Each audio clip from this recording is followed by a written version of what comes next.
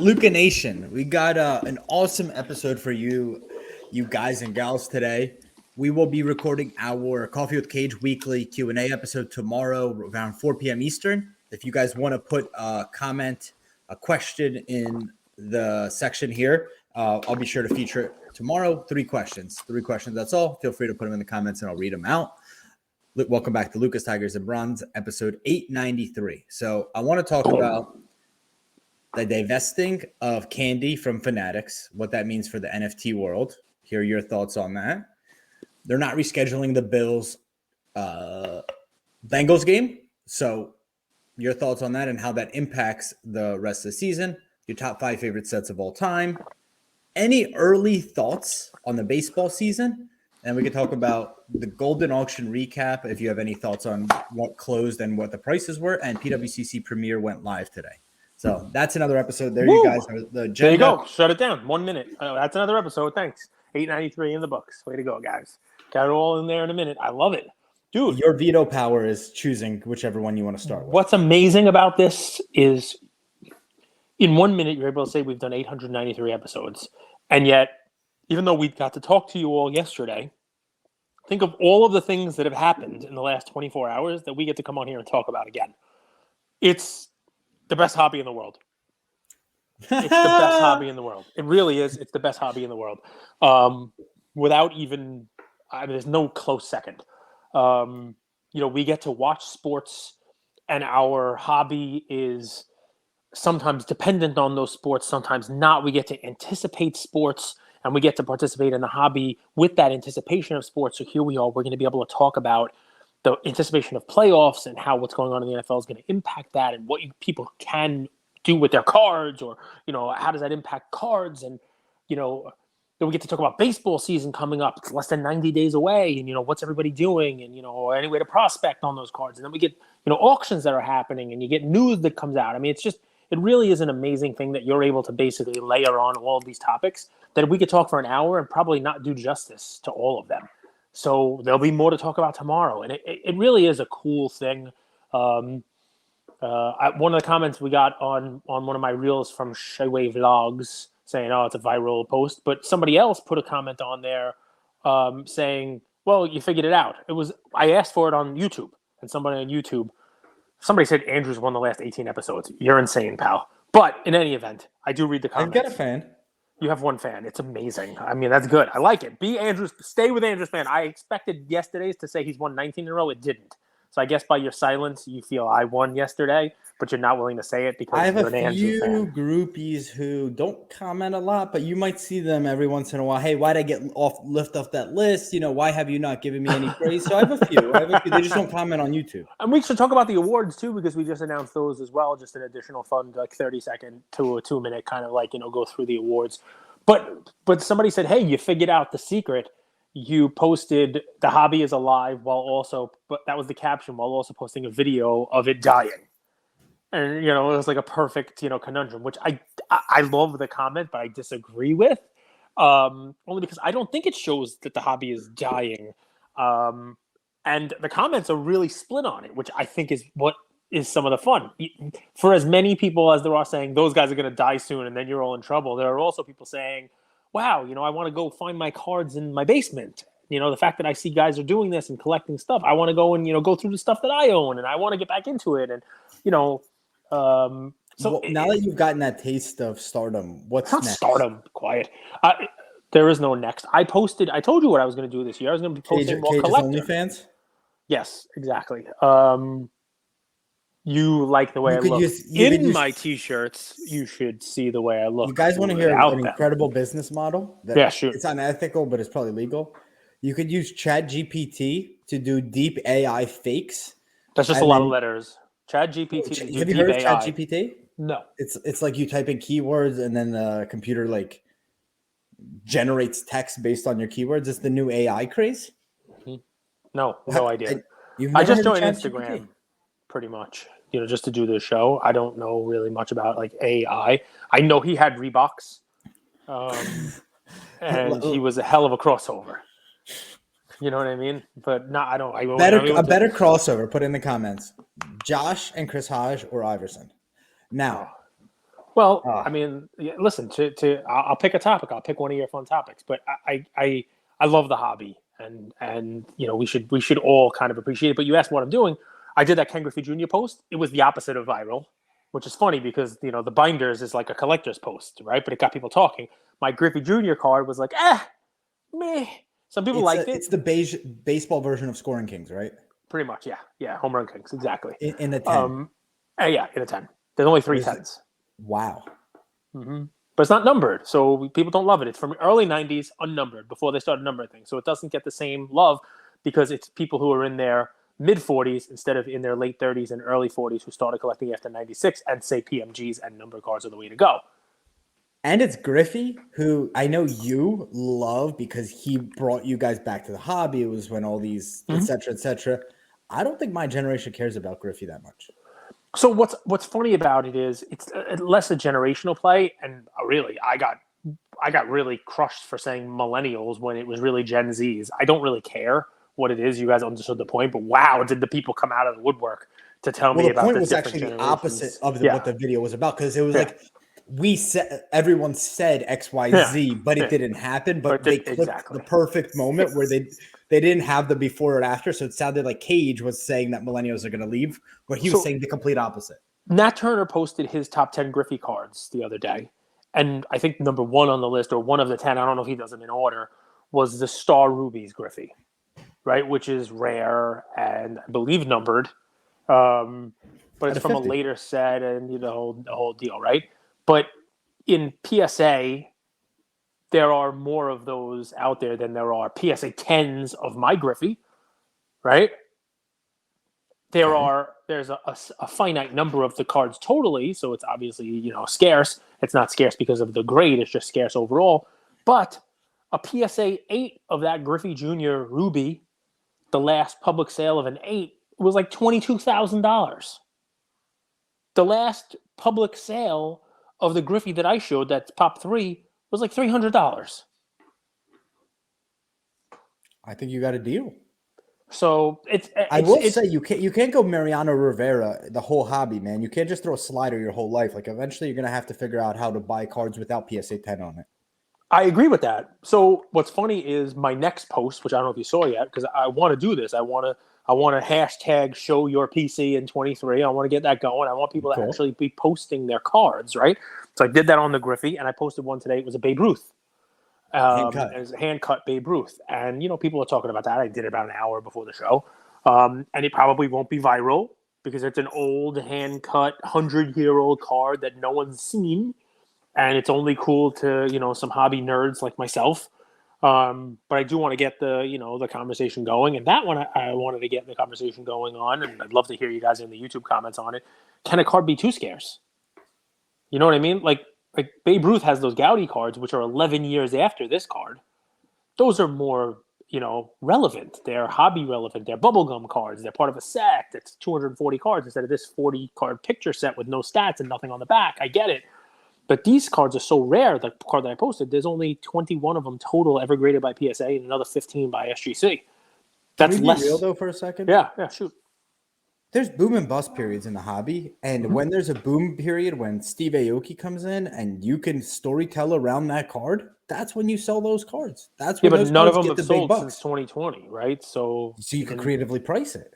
And isn't that what we saw in August, September, October, November of 2020, where you could basically kind of name your price, and influencers with deep pockets who made a lot of money were like, hey, I want to get my hands on something rare that I could show off. And that's sort of what ballooned this whole thing. So that's the conversation I want to get going, and I love the conversation. And where I would preach some caution in it is those other areas like wrestling and soccer, where creative pricing also goes hand in hand with creative population soccer reports. Into wrestling. Soccer is the most popular sport in the world. Wrestling has 50,000 total fans. Okay, 200,000 total fans. So 500,000. You have to understand every once in a while that we talk about cards.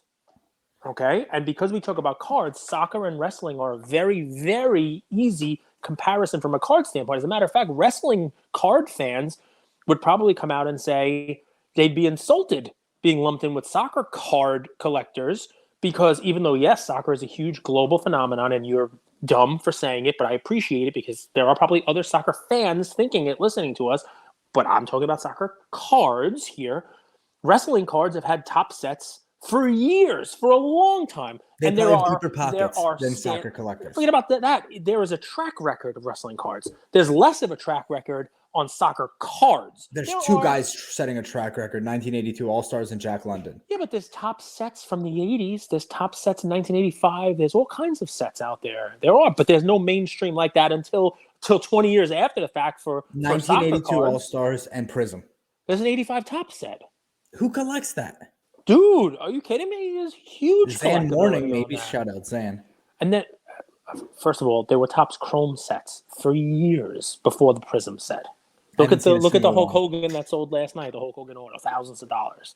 So it's okay. I don't expect you to know every type of sport. It's just I'm making a comparison between wrestling and soccer. And what I'm saying is that you can still be creative in certain pockets of the market where they're not as developed from a pricing standpoint. It hasn't been the same price discovery, which is why we see Pele prices kind of all over the place, right? Because the Pele cards come out of the woodwork, myself included, fall victim to this. So it's one of those places where you're right. Creative pricing is something that happens in these boom and bust periods.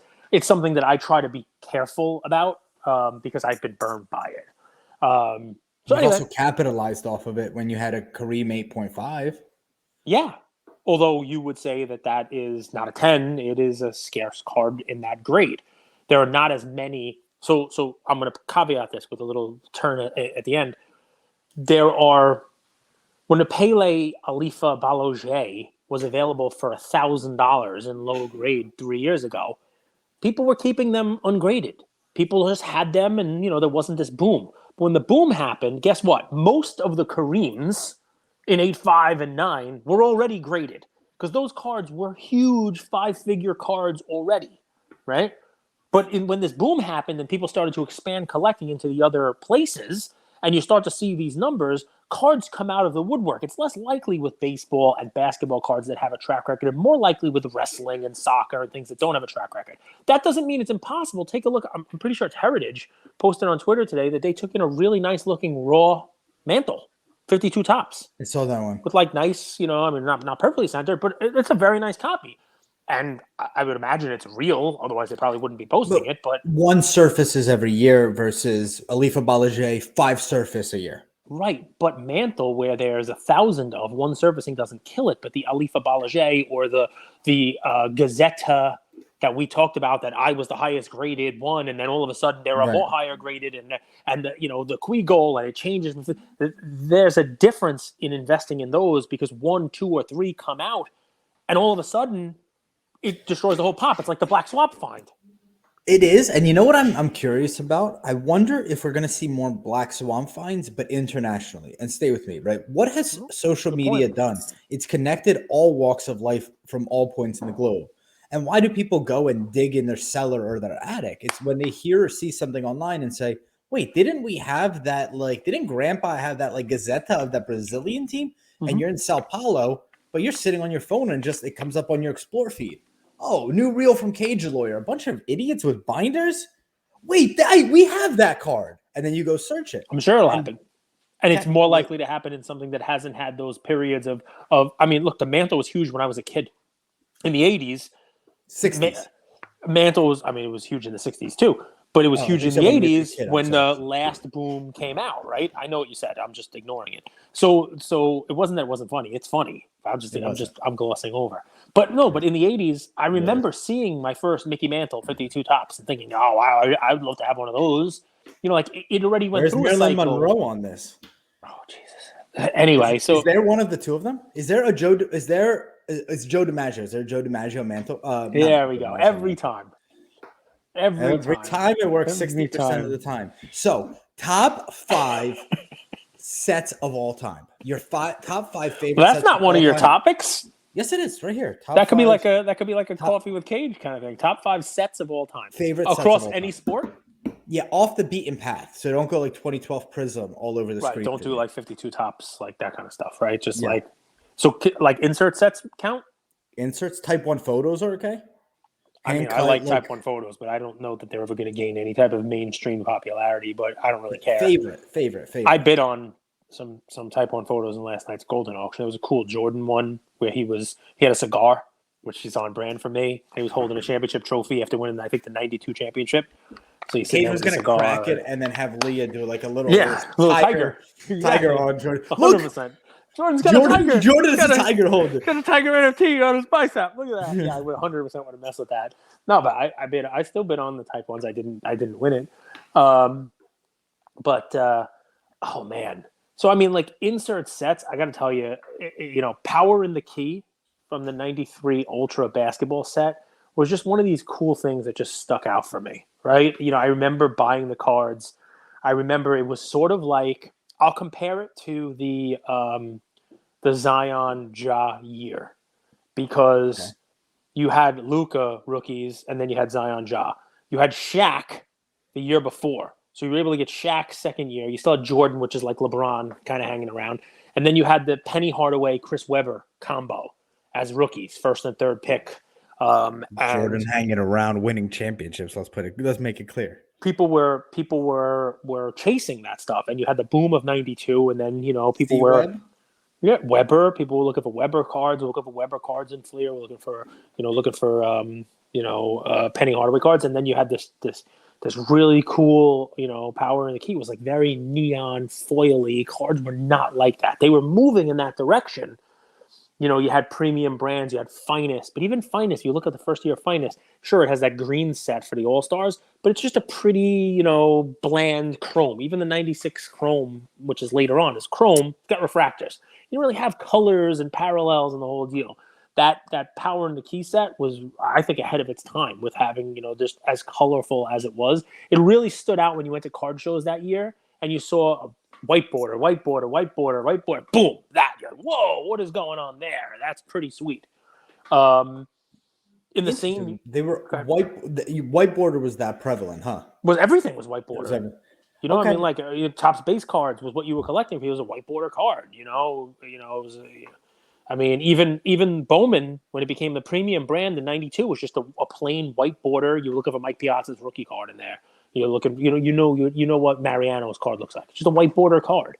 In slacks, the guy's going to the office. So we'll get into the other four. One of them is going to be your dad's favorite set. Okay, cool. Go ahead. What is it? Do you remember? Is it Lawrence Taylor's rookie year? So you're talking about football cards now? What did your dad collect?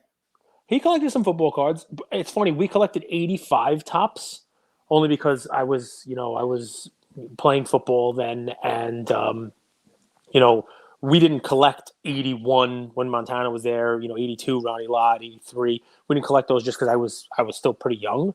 I wish I collected in 84 because you would have had Elway and Montana and those guys. But 85, the biggest rookie I think in 85 was like Richard Dent, Chicago Bears defense, and Warren Moon had a card in there. He came over from the USFL, and I think he played in Canada.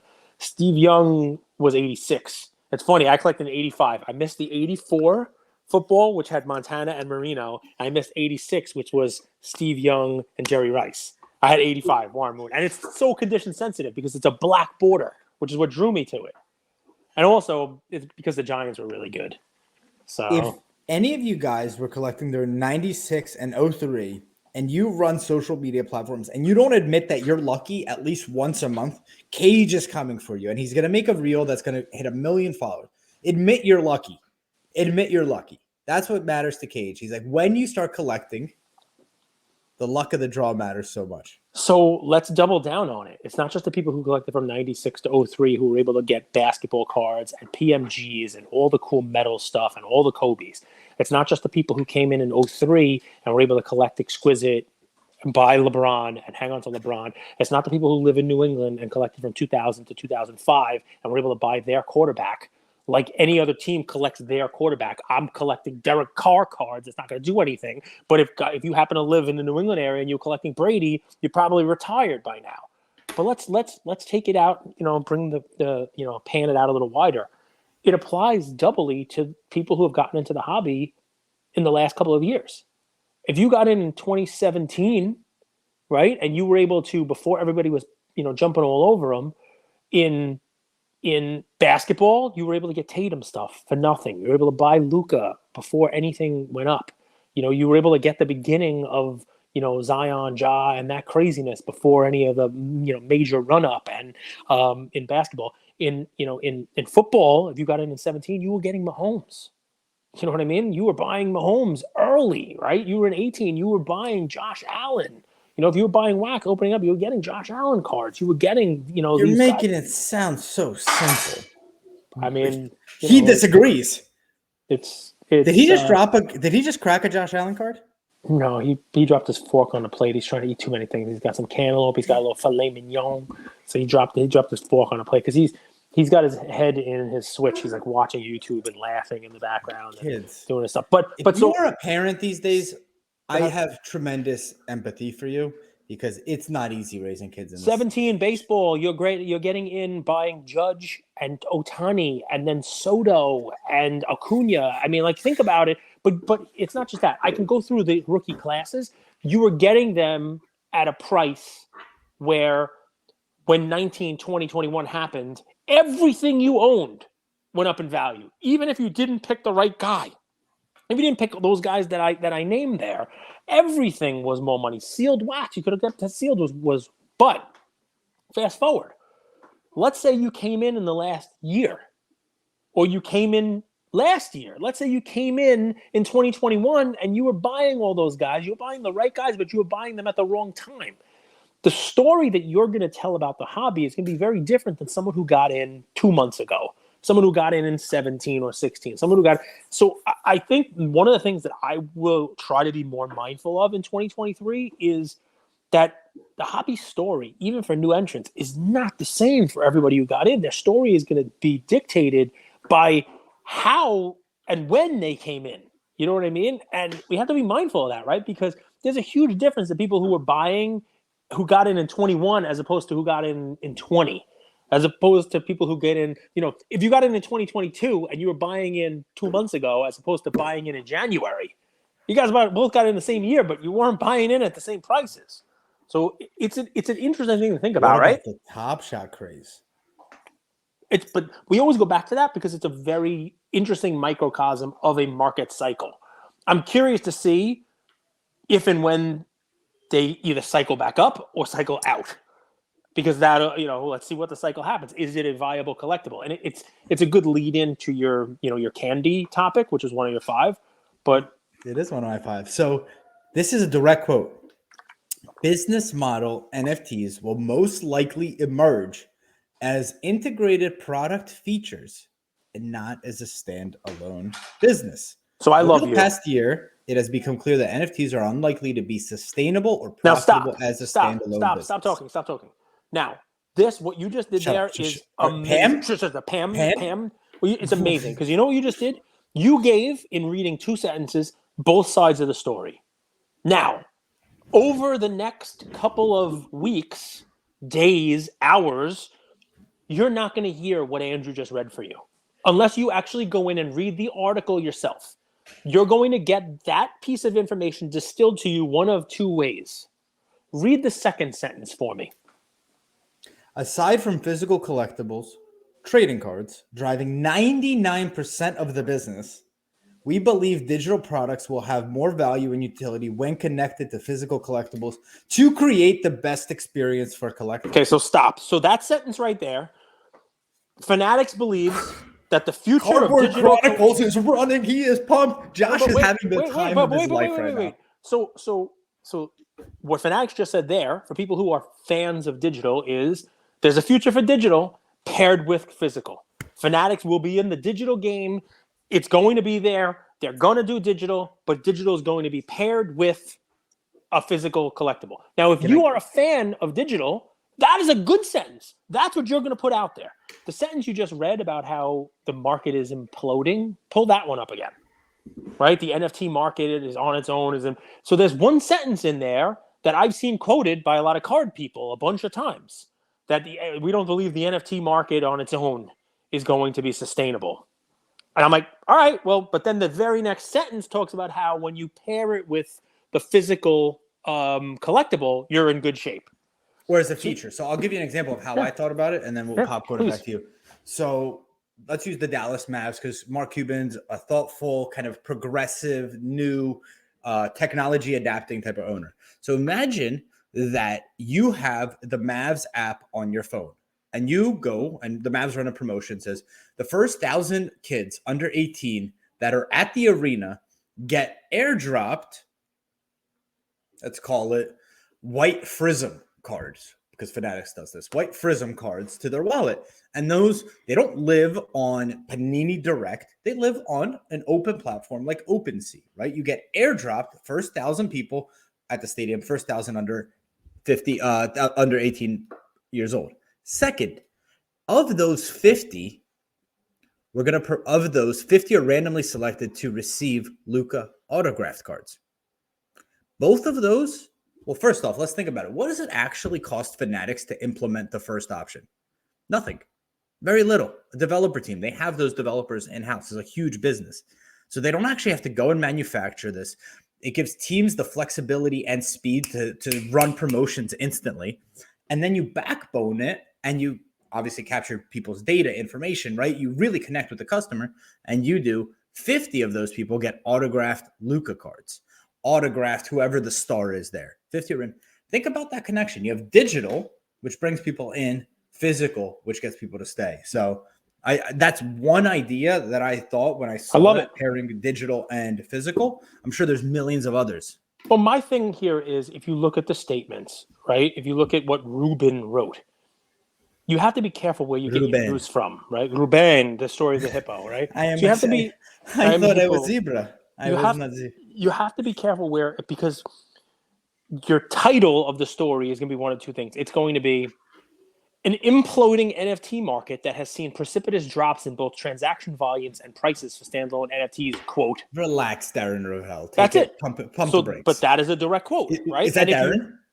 No, that's Ruben talking about the Fanatics divestiture of the candy shares.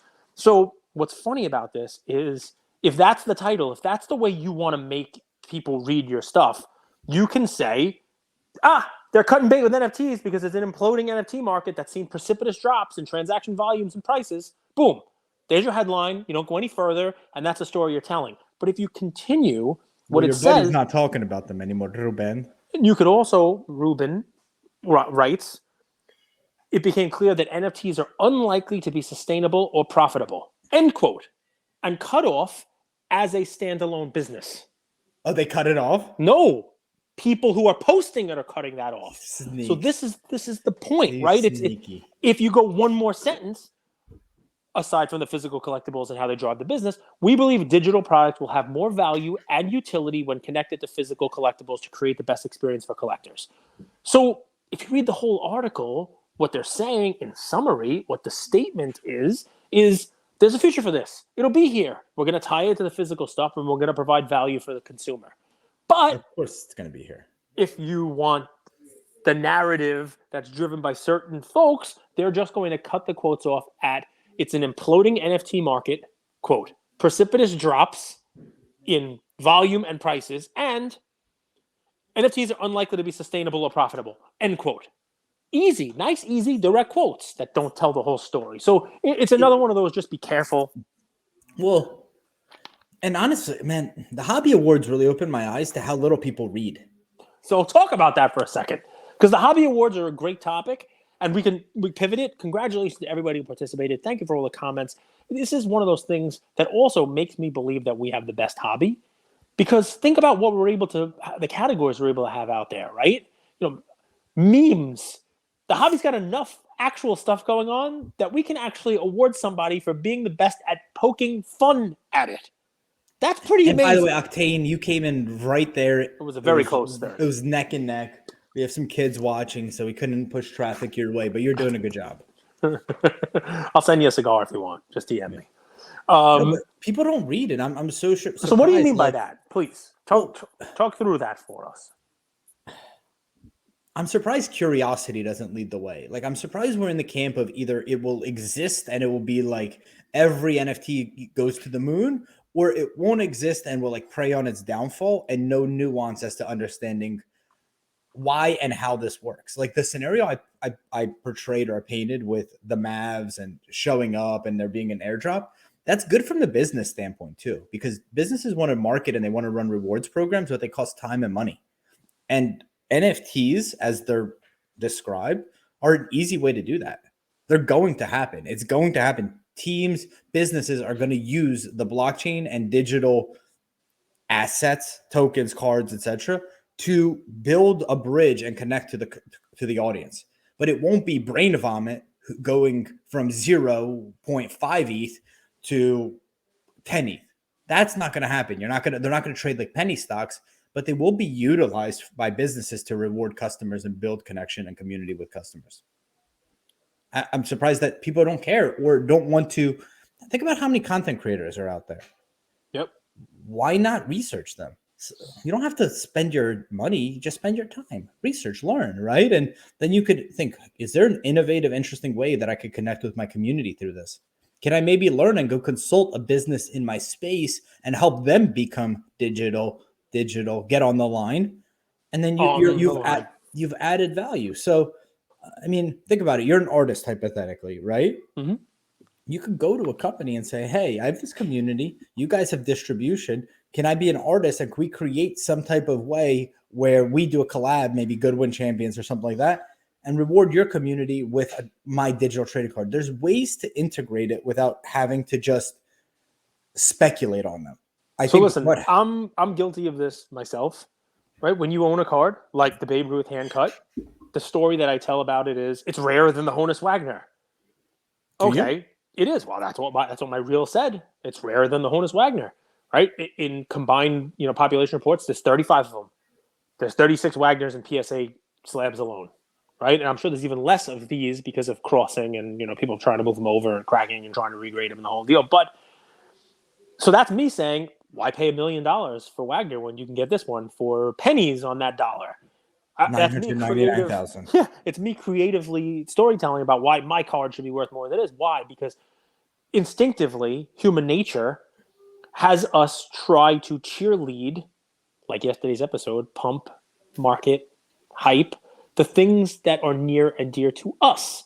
So there's a reason why people pump PMGs. It's because they have them, as opposed to the early 90s stuff that they don't have, that I do. And I want to talk about the early 90s stuff. Now, I don't own any Power in the Key, but I love the set. I owned the Jordan at one time, but I sold it. But in any event, I'm guilty of that, as we all are, with creative storytelling. I think we all have to kind of get a little bit better on that and realize that there's stuff out there that's better, a better way of doing it, more inclusive, kind of that and instead of or. But it makes me think of a movie, right? Watch this one if you haven't, guys. It's called Leap of Faith, a fun Steve Martin movie. He is, I believe his name in it is Jonas Nightingale. He is an evangelist who goes and sets up like tent revivals, all across the country. But turns out he's a complete total fraud. But he makes a miracle at the end. But one of the scenes that sticks out at me is when he's called out on being a criminal who's now preaching to people, not exactly a God-fearing man. One of the sermons he gives is, wouldn't you rather be taught of how to stay away from sin by someone who's been through it? Wouldn't you rather have me teach you the lessons that I've learned by doing them, rather than someone standing up here who's a goody two-shoes, who's never actually been tempted by the devil, right? And it's a very important thing, right? And I read that as anybody who's shitting on NFTs, who's never done them, who's never been through it, who's never tried it out, who's never even thought about it, right? To me, I got to discount what they're saying. Not hey, the other end of the spectrum is just as bad, right? Hey, I own this stuff, so I'm going to talk about how great it is because, wow, I want it to go up, and then I can sell it to you all. Just as bad, right? But it's hard with today's media to know who to trust. It's hard to, right on the surface, to know who's a homer for homer's sake versus who's curious about this and wants to share. I think that kind of goes into the intent of the time, which you'll never know, right? I mean, we spent some time talking about Top Shot when it first came out, and if people listened to us in the very beginning and got in early enough when we were talking about it, they did fine, and they, they were buying, and then it Cards switched to the Max went a different way, though. Yeah, Cards to yeah. the Max followed from Top Shot. Mm-hmm. He was a college student. Followed Yep. from Top Shot, followed through our releasing in NFTs, followed along, and he only pounced and he made a significant profit on a different project almost a year and a half later. Moonbirds. Right. I From remember. the Proof Group. Mm-hmm. So anyway, pause crypto. Maybe we'll bring back the Luca Nation Network digital. I do like crypto. I like blockchain. I think there's technology and then there's a real world. I think we almost live in parallel universes in a way. There's this world that we live in. Cage and I are streaming. We're in different sides of the world and we're able to do that. And there's also the world where you go and meet people and say hi to them. So anyway, the playoff picture, now that it's pretty obvious that they're not going to reschedule this game, basically, came out today. They're not going to reschedule the game. No, they just said they're not playing it this week. Is that they're not going to? Oh, I see how they worded it strategically. Because they have their other games this week. But there's a lot of different ways it could go. I think they really weren't even talking about it yet. Because I think if Kansas City wins, don't they have the best record? So Bills have the best record if they play the game, but if they're one game behind because they don't play this game, we'll have to see what winds up happening this week, right? Because it could become irrelevant, right? If the Chiefs lose and the Bills win, it could all work out that it doesn't really even make a difference playing the game. But I've heard a million different things. There's talk about an owner's proposal that would have to go to an owner's vote of all the owners, where in the event that the championship AFC, if they don't play the game, if the AFC championship game is played between two of those three teams, Bengals, Chiefs, Bills, who would be impacted by this, that it's going to don't do neutral. It'll be played on. I'm just telling you the different things neutral. That have been proposed, right? Which is you got that setting of Arrowhead, that setting of the Buffalo home. That's what football is about. I kind of don't like the Super Bowl because it's a show versus a game. Like, I think if you polled a lot of people who love football, but I think the AFC and NFC championship games supersede the Super Bowl in terms of actual game because you have those fans, you have the pressure. I love that it's in their home. I mean, and it means that you're playing for something, and more so this year than anything else. And of course, it's interesting how how it's going to wind up playing out. What's funny about it, we can get back to where it is in a second, but the NFC playoff picture is pretty amazing too, because right now the 1 seed is still up for grabs for 3 teams, and Philly could fall all the way to the 5 seed and have to face Tom Brady in the first round on the road with as ridiculous a season as they had. If they lose and Dallas wins and San Francisco wins, Dallas wins the division. Wow. And San Francisco Dallas versus the Commanders this weekend. Eagles versus the Giants. Yep. Yeah. I mean, 13-3, 13-4 can be a 5 seed. Yeah. Against the Brady team could potentially have a losing record and host the Eagles. The NFC's number 1 team for the entire season. That's the deal. It's pretty crazy. I think this is what you guys need to know. What not? 11 a.m. on Sunday. You're not going to want to miss this week. Kansas City game's on Saturday. That's versus no Thursday. Raiders. It's just the Raiders. Yeah. The Raiders will find a way to beat Kansas City because it is the worst thing they could do. But they should just go out there and start their engines. Start their farm team. I was going to say, they shouldn't get anybody injured. They should it doesn't help them in any regard at all to win the game. But I mean, look, these pros, they go out there, to win. Play to win the game. It's true. You play to win the game. Any topics before? I mean, did you watch Golden Auctions? Have you taken a look at PWCC Premier? I mean, any thoughts on the auction closes versus the auction starting? We could also save that and talk about it maybe Monday next week. No, I mean, listen, I watched some of it end. I watched the auction. I'm curious to see how the playoffs play out. It is an amazing, week 18 going in there. I don't have any update, but I know the competition committee was supposed to be voting while we're recording. So if you want to look at that, Like, I'm pretty sure that the competition committee was supposed to be voting on an approach to the AFC playoffs, so we might actually be able to, like, break that news kind of, while we're doing. It's supposed to be a 6:00 Eastern time vote. So you might be able to see it on Twitter, what they decided to do and that kind of stuff.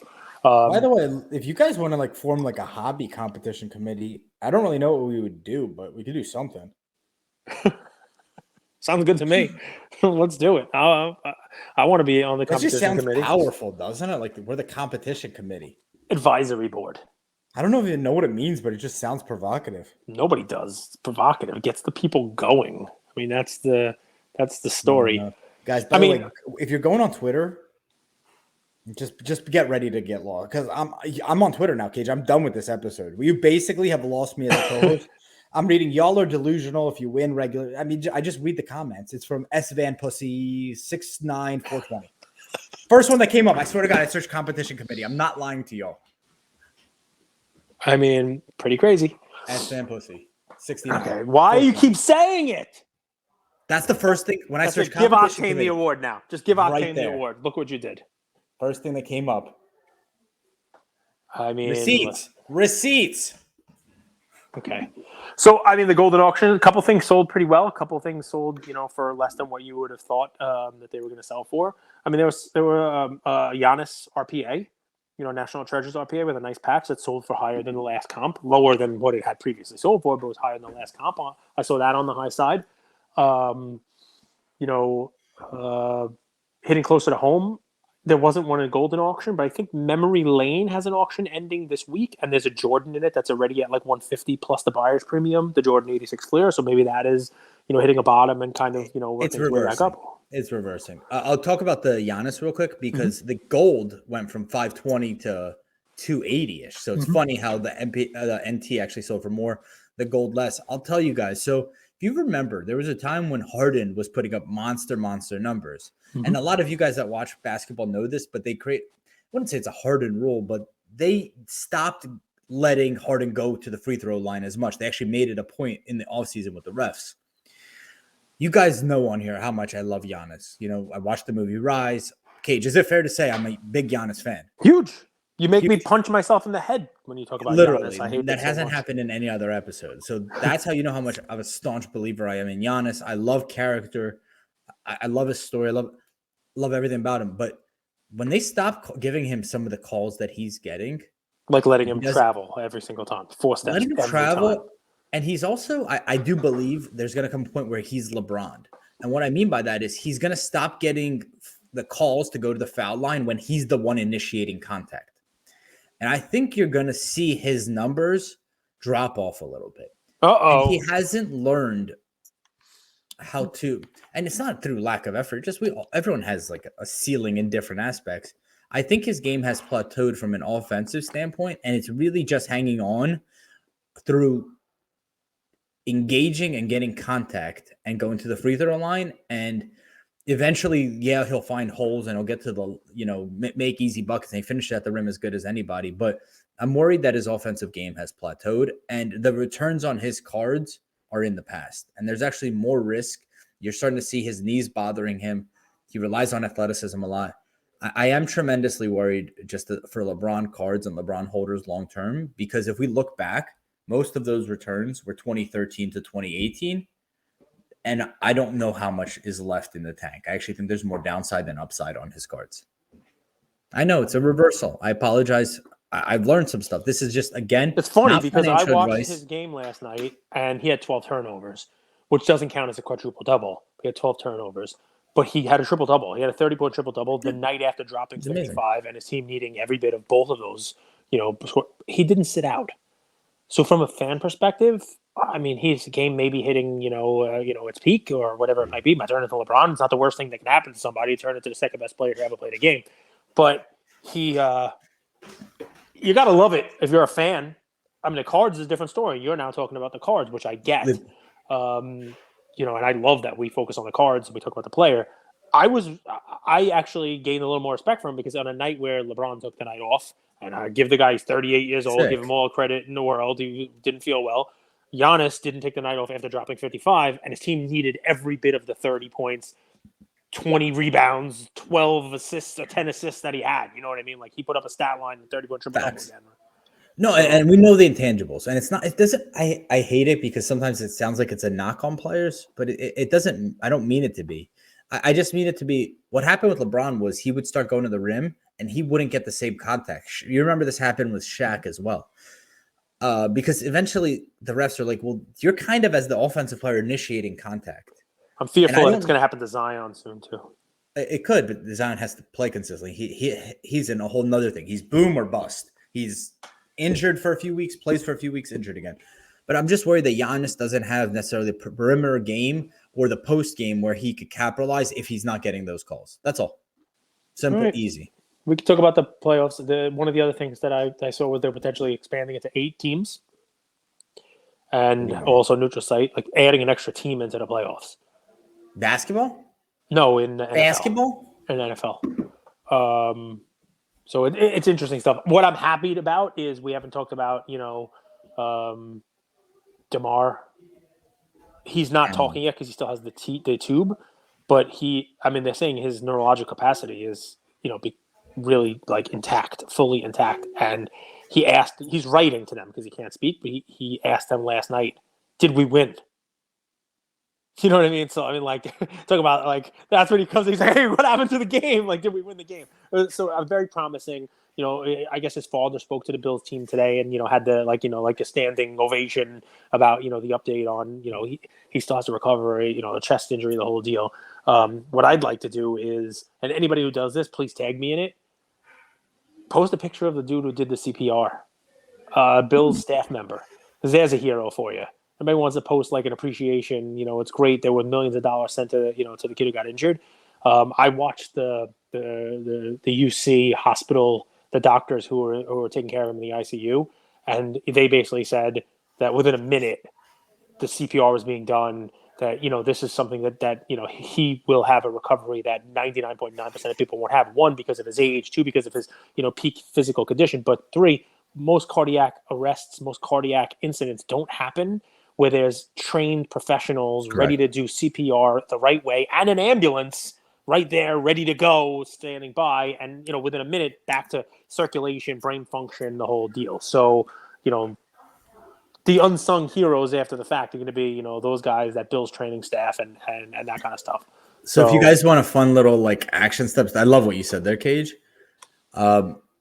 Maybe 2 years ago, my sister and my mom at our local gym, there was like a CPR class, and they went. It was like a few hours, sort of simple, but once you learn it, so they went actually, and they got CPR certified.